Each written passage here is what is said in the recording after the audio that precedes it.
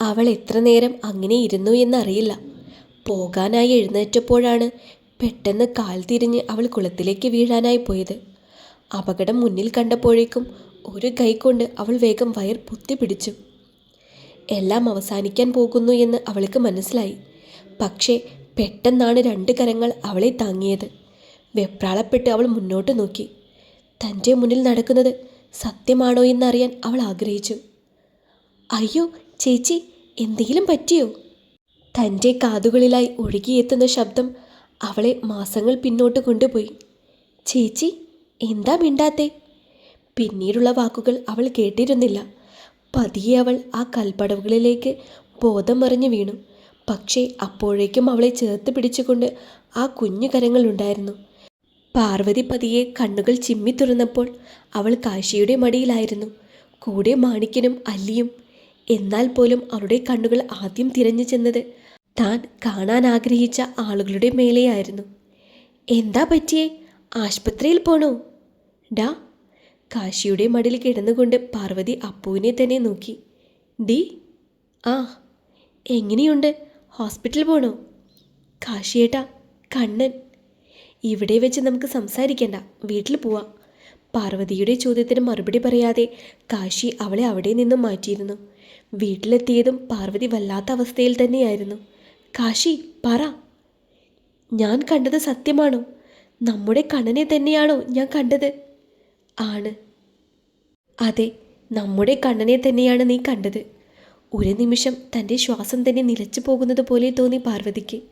ഏട്ടാ. അതെ, നമ്മുടെ മോൻ തന്നെയാ. ഭിത്തിയിലേക്ക് ചാരി നിന്നുകൊണ്ടാണ് കാശിയത് പറഞ്ഞത്. ഏട്ടാ, സത്യാണോ? സത്യാണോ അത്? പറ എന്നോട്. ആണ്. എന്തിനാ എല്ലാം അറിഞ്ഞിട്ട് എന്നോട് മറച്ചു വെച്ചേ? ആ സാഹചര്യത്തിൽ എനിക്കങ്ങനെ പറയാൻ പറ്റിയില്ല. എല്ലാ കാര്യങ്ങളും കാശി പാർവതിയോട് പറഞ്ഞു. പറഞ്ഞു തീരുന്നത് വരെ അവളെല്ലാം ശ്രദ്ധിച്ച് കേട്ടുകൊണ്ടിരുന്നു. ഏട്ടാ, കൊണ്ടുവരാം നമുക്ക് അവനെ. കൊണ്ടുവരാം. പക്ഷേ അതിന് കുറച്ച് കാര്യങ്ങളുണ്ട്. അതെന്താ? ഒന്നാമത്തെ കാര്യം, അവന് നമ്മളെ ഓർമ്മയില്ല. അവൻ്റെ ജീവിതം അവർ മാത്രമാണ്. എല്ലാം ശരിയാവും, നമുക്ക് കൊണ്ടുവരാം അവനെ. അതുമാത്രമല്ല, വീട്ടിലെ കാര്യങ്ങൾ നിനക്കെല്ലാം അറിയാലോ. എല്ലാവരെയും എല്ലാം പറഞ്ഞു മനസ്സിലാക്കാൻ സമയം വേണം. അതിൻ്റെ കൂടെ തന്നെ നമ്മൾ പറയാതെ തന്നെ അവൻ നമ്മളെ മനസ്സിലാക്കണം.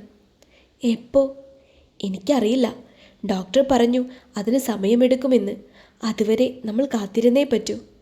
എന്നാലും എൻ്റെ കാശിയേട്ടാ, തിരിച്ചു കിട്ടില്ല എന്ന് കരുതിയ എൻ്റെ നിധി എൻ്റെ കയ്യെത്തും ദൂരത്തുണ്ടായിട്ടും. നോക്ക്, മാണിക്കിനോട് ഞാൻ എല്ലാം പറഞ്ഞിട്ടുണ്ട്. അവർ വരും. ഇനി തൊട്ട് ഇവിടെ ഉണ്ടായിരിക്കും. ഇനി അവർ ഇവിടെയാണ് താമസം. നിന്റെ ഭാഗത്ത് നിന്ന് ഒരു തെറ്റും ഉണ്ടാവാൻ പാടില്ല. ഇല്ല, ഞാനൊന്നും ചെയ്യില്ല. എൻ്റെ മോൻ്റെ നല്ലതിന് വേണ്ടിയല്ലേ. കാശി പാർവതിയെ ചേർത്ത് പിടിച്ചുകൊണ്ട് നെറ്റിയിൽ ചുംബിച്ചു. ഈ സമയം എല്ലാ കാര്യങ്ങളും അല്ലിയോട് മാണിക്കൻ പറഞ്ഞിരുന്നു. അപ്പോ കണ്ണനാണോ? അപ്പോ അതെ. നമുക്കവനെ പിരിയേണ്ടി വരുമോ? വരുമായിരിക്കും, എനിക്കറിയില്ല. നമ്മുടെ അടുത്തുള്ള പോലെ തന്നെ സന്തോഷത്തോടെ ആയിരിക്കും അവൻ അവരുടെ അടുത്തുള്ളപ്പോഴും. അണ്ണാ. അല്ലി മാണിക്കൻ്റെ രോമാവൃതമായ നെഞ്ചിലേക്ക് ചാരി. എന്താ അവിടെ? ഏയ്, ഒന്നുമില്ല അപ്പോ. അപ്പവും അഴകും വരുന്നത് അവർ സംസാരം നിർത്തി. ഇല്ല, എന്തോ ഉണ്ടല്ലോ. ഒന്നുമില്ലടാ. ചേച്ചി കരയണ്ട കേട്ടോ. അവൻ കുഞ്ഞു കൈകൾ കൊണ്ട് അല്ലിയുടെ കണ്ണുനീർ തുടച്ചു. അതും കൂടി ആയപ്പോൾ അവൾക്ക് താങ്ങാവുന്നതിലും അപ്പുറമായിരുന്നു അത്. അവൾ അപ്പുവിനെ കെട്ടിപ്പിടിച്ച് കരഞ്ഞു. എന്താ ഈ ചേച്ചിക്ക്? ഒന്നുമില്ലടാ, എല്ലാരെയും കുറിച്ച് ഓർത്തിട്ട്. പിന്നെ കാശിച്ചേട്ടൻ വിളിച്ചിരുന്നു. ഇനി തൊട്ട് നമ്മൾ അവിടെയാ താമസം. എവിടെ? മനയിൽ. ആണോ? അഴകിൻ്റെ മനസ്സിൽ 100 പൂത്തിരികൾ ഒരുമിച്ച് കത്തിയിരുന്നു. ഡാ, ഒരുപാടങ്ങ് സന്തോഷിക്കണ്ട. നീ ആ മനയിലെ കൊച്ചുമായിട്ട് എന്താടാ ചുറ്റിക്കളി? ഒന്നുമില്ല ചേട്ടാ. കള്ളം പറഞ്ഞാലുണ്ടല്ലോ. ആ, അതൊന്നുമില്ല. അതൊന്നുമില്ലെങ്കിൽ നിനക്ക് കൊള്ളാം. വൈകുന്നേരം തൊട്ട് ഉമ്മറത്ത് കാത്തിരിക്കുകയായിരുന്നു പാർവതി അവളുടെ കണ്ണനെ. എത്ര നേരം അങ്ങനെ ഇരുന്നു എന്നറിയില്ല. അങ്ങ് ദൂരെ നിന്നും പിക്കപ്പിൻ്റെ ശബ്ദം കേട്ടതും അവൾ സന്തോഷത്തോടെ പുറത്തേക്കിറങ്ങി. അതിൽ നിന്ന് ഇറങ്ങി വരുന്ന ആളെ കണ്ടതും അവൾക്ക് സന്തോഷം എങ്ങനെ പ്രകടിപ്പിക്കണമെന്നറിയില്ലായിരുന്നു. തൻ്റെ അല്പം മുന്തിയ വയറും വെച്ച് അവൾ പ്രയാസത്തോടെ കണ്ണൻ്റെ അടുത്തേക്കോടി. മോനെ. ചേച്ചി ഇപ്പം എങ്ങനെയുണ്ട്? കുഴപ്പമില്ല മോനെ. നിറഞ്ഞു വന്ന കണ്ണ് തുടച്ചുകൊണ്ട് പാർവതി പറഞ്ഞു. പെട്ടെന്നാണ് കാശി അവിടേക്ക് വന്ന് അവളെ ചേർത്ത് പിടിച്ചത്. ആ, എല്ലാവരും വന്നോ? ഇവിടെ ചാവടിയുണ്ട്, അവിടെ എല്ലാവർക്കും കഴിയാലോ. അതിനെന്താ, ഒരു കുഴപ്പവുമില്ല ചേട്ടാ. അല്ലി, എന്തുണ്ടെങ്കിലും പറയണം കേട്ടല്ലോ. ഉറപ്പായിട്ടും ചേച്ചി. അവർ ബാഗുമായി ചാവടിയിലേക്ക് നടന്നു പോയതും പാർവതിയുടെ കണ്ണ് അവനിലേക്ക് തന്നെയായിരുന്നു. അന്ന് അപ്പൂന് ഇഷ്ടപ്പെട്ട കറികൾ പാർവതി അവനായി ഉണ്ടാക്കിയിരുന്നു. രാത്രി ഏറെ വൈകി. എല്ലാവരും സംസാരിച്ചിരുന്നു. ദിവസങ്ങൾ കടന്നുപോയിക്കൊണ്ടിരുന്നു. ഇടയ്ക്കിടയ്ക്ക് പാർവതി ചാവടിയിലേക്കെത്തും, കണ്ണനെ കാണാൻ വേണ്ടി മാത്രം. അവനും പാർവതിയെന്ന് പറഞ്ഞാൽ അത്രയ്ക്ക് ഇഷ്ടവുമായിരുന്നു. ഒരു ദിവസം രാത്രി എല്ലാവരും നല്ല ഉറക്കത്തിലാണ്. പെട്ടെന്നാണ് അമ്മു കണ്ണുകൾ തുറന്ന് മുറിവിട്ട് പുറത്തേക്കിറങ്ങിയത്. ആരും കാണുന്നില്ലെന്ന് ഉറപ്പുവരുത്തിയ ശേഷം അവൾ വീട് വിട്ട് കുളക്കടവിലേക്ക് നടന്നു. ഇരുട്ടിൽ അവൾക്ക് ഭയം തോന്നി. എന്നാൽ പോലും എന്തോ ഒരു ധൈര്യം. അവിടെ നിലാവിൻ്റെ വെളിച്ചം ജലത്തിൽ തിളങ്ങി പടവുകളിലായി അവൾക്കായി ഒരുവൻ കാത്തിരിപ്പുണ്ടായിരുന്നു. എന്താ, പേടിയാണോ? അമ്മു അഴകിൻ്റെ അടുത്തേക്ക് വന്നുകൊണ്ട് ചോദിച്ചു.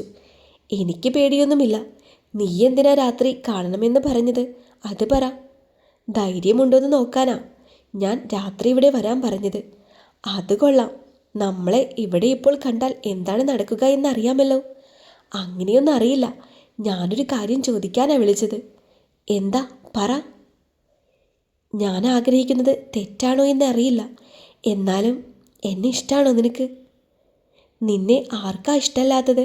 എല്ലാവർക്കും ഇഷ്ടമല്ലേ? അങ്ങനെയൊരു ഇഷ്ടമല്ല എനിക്ക്. അമ്മു, വേണ്ട. എനിക്കെല്ലാം മനസ്സിലായി. അതെന്താ, ഞാൻ ആഗ്രഹിച്ചത് തെറ്റായിപ്പോയോ? പറ. അതല്ല, പ്രേമിക്കേണ്ട ഒരു സമയമല്ല ഇത്. ഇത് നിൻ്റെ പ്രായത്തിൻ്റെയാ. പിന്നെ നിനക്ക് ചേരുന്ന ഒരാളല്ല ഞാൻ. അല്ലേ? അല്ല. എന്നെ ഇഷ്ടമല്ലെങ്കിലും എനിക്ക് ഒരുപാട് ഇഷ്ടമാണ്. നിന്നോട് ഞാൻ എന്ത് പറയാനാ? ഞാൻ പോവാ. പടവുകൾ കയറി അഴക് നടക്കാൻ തുടങ്ങി. പോകുന്നെങ്കിൽ നിങ്ങൾ പൊക്കോ. പക്ഷേ ഈ അമ്മുവിന് എപ്പോഴും നിങ്ങളെ ഇഷ്ടമാണ്. പെട്ടെന്നാണ് അവൾ തറയിലേക്ക് വീണത്. ശരീരത്തിലൂടെ ഒരു വിറയൽ കടന്നു പോയതുപോലെ തോന്നി അഴകിന്. അവൾ നിലത്ത് കിടക്കുകയാണ്. വായിൽ നിന്നും നുരയും പതിയും വരുന്നുണ്ട്. എന്തു ചെയ്യണമെന്നറിയാതെ അവൻ അവളെ മടിയിലെടുത്ത് കിടത്തി. അവൾ പതിയെ പതിയെ പഴയ സ്ഥിതിയിലായി തുടങ്ങി. ഡാ! പുറകിൽ നിന്നൊരു സൗണ്ട് കേട്ട് അവൻ തിരിഞ്ഞു നോക്കി. അപ്പോഴാണ് കണ്ടത് തങ്ങളെ തന്നെ നോക്കി നിന്ന് വിറയ്ക്കുന്ന ആൽബിനെ. അയാൾ ഒറ്റ കുതിപ്പിന് അഴകിൻ്റെ അടുത്തെത്തി അവനെ തള്ളി മാറ്റി കവളെ താഞ്ഞടിച്ചു. എന്താടാ നായേ, നീ ഞങ്ങളുടെ കുട്ടിയെ ചെയ്തത്? ഒന്നുമില്ല. അയാളുടെ കൈകൾ അവൻ്റെ മുഖത്തൊക്കെ പതിഞ്ഞുകൊണ്ടിരുന്നു. പെട്ടെന്നാണ് തറവാട്ടിലുള്ള എല്ലാവരും ശബ്ദം കേട്ട് അങ്ങോട്ട് ഓടി വന്നത്. വന്നപ്പോൾ കണ്ടത് തറയിൽ ബോധമില്ലാതെ കിടക്കുന്ന അമ്മുവിനെയും അഴകിനെ അടിക്കുന്ന ആൽവിനെയുമാണ്. എന്താ ഇവിടെ?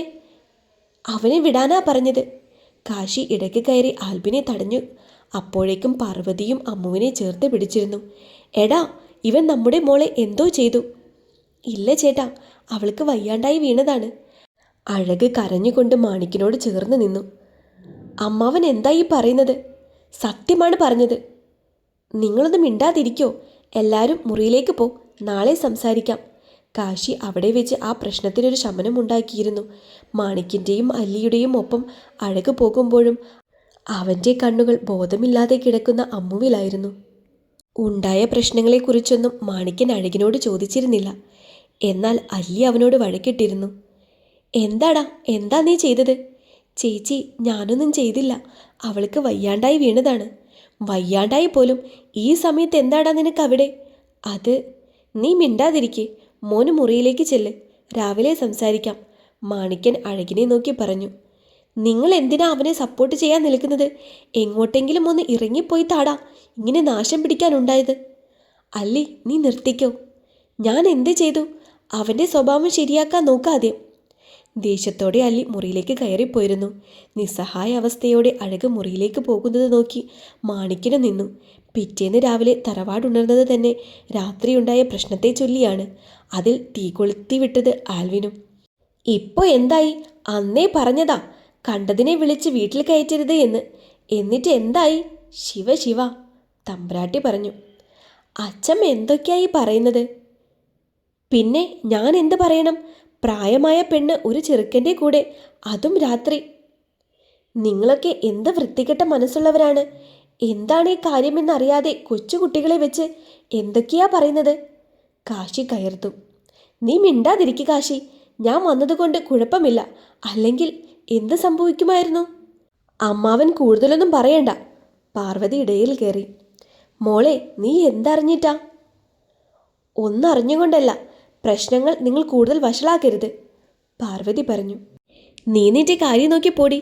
നീ ആരാ ഇവിടുത്തെ കാര്യങ്ങൾ പറയാൻ? നിന്റെ വയറ്റിലും ഒരെണ്ണം വളർന്നു വരുന്നുണ്ടല്ലോ. അതും ഇങ്ങനെ രാത്രി ഓരോരുത്തവന്മാരുടെ കൂടെ ഇറങ്ങിപ്പോയാൽ നീ എന്ത് ചെയ്യും? കണ്ട് സന്തോഷിക്കോ? തമ്പ്രാട്ടി ചോദിച്ചു. ദേ, നിങ്ങൾ മര്യാദയ്ക്ക് സംസാരിക്കണം. എടി, നീ എന്താടി എന്നെ പറഞ്ഞത്? എല്ലാവരും ഒന്നും മിണ്ടാതിരിക്കേ. കാശി ഇടയിൽ കയറി ഇടപെട്ടു. അമ്മു, ഇങ്ങ് വാ. കാശി അമ്മുവിനെ അടുത്തേക്ക് വിളിച്ചു. എന്താ കാശിയച്ചാ? കാശിയച്ചൻ്റെ മോളല്ലേ? മോള് പറ, എന്താ അവിടെ ഉണ്ടായേ? വേറെ ആര് പറയുന്നതും ഞാൻ കേൾക്കില്ല. അത് ഞാൻ. മോള് പറഞ്ഞു. കാശിയച്ചൻ ഒന്നും പറയില്ല മോളെ. ഇനി ഒറ്റൊരാളും ഒന്നിനും വേണ്ടി വഴക്ക് പറയില്ല. അത് അമ്മ തരുന്ന വാക്കാണ്. ആൽബിനെ നോക്കിക്കൊണ്ടാണ് പാർവതി അത് പറഞ്ഞത്. ഞാൻ. മോള് പറ, അഴക് വിളിച്ചിട്ടാണോ മോള് കുളക്കടവിലേക്ക് പോയത്? അത്. മോള് സത്യം പറയണം, അല്ലെങ്കിൽ ആ പയ്യൻ്റെ ജീവിതമാണ് പോകുന്നത്. അല്ല, ഞാൻ വിളിച്ചിട്ടാ അഴക് വന്നത്. എന്തിനാ മോളെ ഈ രാത്രി എല്ലാവരും ഉറങ്ങിക്കിടക്കുമ്പോൾ മോൾ അവനെ വിളിച്ചത്? അത് എനിക്ക് അഴകിനോടൊരു കാര്യം പറയാനുണ്ടായിരുന്നു. പകല് പറഞ്ഞുകൂടായിരുന്നോ? എന്തിനാ രാത്രി? എനിക്ക് ഇഷ്ടാ. അതാണോ? മോള് ഇഷ്ടം പറയാൻ വേണ്ടി രാത്രി അവനെ വിളിച്ചു. എന്നിട്ട്? ഞാനത് പറഞ്ഞപ്പോൾ എന്നെ ഇഷ്ടമല്ല എന്ന് പറഞ്ഞു. അപ്പോൾ എനിക്ക് ഒരുപാട് ദേഷ്യവും സങ്കടവും ഒക്കെ വന്നു. അപ്പോൾ ഫിക്സ് വന്ന് വീണതാ. കേട്ടല്ലോ എല്ലാവരും. അവളുടെ വായിൽ നിന്ന് തന്നെ. ചെറിയ കുട്ടിയാണ് അവൾ, വളരുന്ന പ്രായമാ. ഇങ്ങനെ പല ഫീലിങ്സും എല്ലാവർക്കും എല്ലാവരോടും തോന്നും. ഞാനൊന്നും പറയാൻ വരുന്നില്ലേ? തമ്പ്രാട്ടി മുറിയിലേക്ക് മടങ്ങിയിരുന്നു. അമ്മാവനും ഇതുതന്നെയാണോ നിലപാട്? എൻ്റെ കാശി, ഒരു തെറ്റ് കണ്ടപ്പോൾ ഞാൻ പറഞ്ഞു. അതിനിപ്പോൾ നിങ്ങളെല്ലാവരും കൂടെ എന്നെ കുറ്റക്കാരനാക്കുകയാണോ? നല്ല ആളാണ് കുറ്റം കണ്ടുപിടിക്കാൻ നടക്കുന്നത്. നിങ്ങൾ ചെയ്തു വെച്ചതൊന്നും ഇവിടെ ആർക്കും അറിയില്ല എന്നാണോ? എന്നിട്ട് പിള്ളേരെ പഠിപ്പിക്കാൻ വന്നിരിക്കുന്നു. പാർവതി ദേഷ്യത്തോടെ പറഞ്ഞുകൊണ്ട് മുറിയിലേക്ക് നടന്നു. പാർവതിയിൽ നിന്ന് കേട്ട വാക്കുകളിൽ നടുങ്ങി നിൽക്കുകയായിരുന്നു ആൽവിൻ അപ്പോൾ. മോനെ, അവൾ എന്താ പറഞ്ഞത്? ഒന്നുമില്ല അമ്മാവ. അവൾ ഇപ്പോഴത്തെ ദേഷ്യത്തിൻ്റെ പുറത്ത് പറഞ്ഞതാ. അകത്തേക്ക് ചെല്ലേ. ആൽവിൻ അകത്തേക്ക് പോയതും പെട്ടെന്നാണ് അല്ലി അവിടേക്ക് ഓടി വന്നത്. ചേട്ടാ, അല്ലി? അവനെ കാണുന്നില്ല രാവിലെ തൊട്ട്. പേടിക്കണ്ട, അവൻ എവിടെയെങ്കിലും കാണും. ഇല്ല ചേട്ടാ, ഞങ്ങൾ എല്ലായിടത്തും നോക്കി. നീ ഇന്നലെ എന്തെങ്കിലും അവനെ പറഞ്ഞോ? മാണിക്കൻ പറയില്ല, അതെനിക്ക് ഉറപ്പാ. പൊന്നുപോലെ നോക്കിയതാ അവനെ. എല്ലാവരും ഓരോന്നവനെ പറഞ്ഞപ്പോൾ ദേഷ്യത്തിന് പറഞ്ഞതാ ഇവിടെ നിന്ന് ഇറങ്ങിപ്പോവാൻ. പക്ഷേ അവൻ കാര്യമായിട്ട് എടുക്കുമെന്ന് വിചാരിച്ചില്ല. നീ ടെൻഷൻ അടിക്കാതെ വീട്ടിലേക്ക് ചെല്ല്. ഞാൻ ദാ വരുന്നു. അല്ലി പോയതും അമ്മു കാശിയുടെ കയ്യിൽ മുറുകെ പിടിച്ചു. എന്താ പറ്റിയേ? അമ്മു നോക്ക്, വേറൊരു പ്രശ്നവുമില്ല. അവൻ എല്ലാവരെയും പേടിപ്പിക്കാൻ പോയതായിരിക്കും. അച്ഛൻ പോയെന്ന് നോക്കിയിട്ട് വരട്ടെ. അപ്പോൾ അങ്ങനെ പറഞ്ഞെങ്കിൽ പോലും കാശിയുടെ മനസ്സിലും ഭയം മൂടിയിരുന്നു. ഈ സമയം ലക്ഷ്മി ലോഡ്സ് എന്നെഴുതിയ ലോറിയുടെ മുകളിലായി കാണുന്ന ഒരു വശത്ത് ആരും കാണാതെ ഇരിക്കുകയായിരുന്നു അഴകപ്പോൾ. അവനെ കാത്തിരിക്കുന്ന അപകടമറിയാതെ.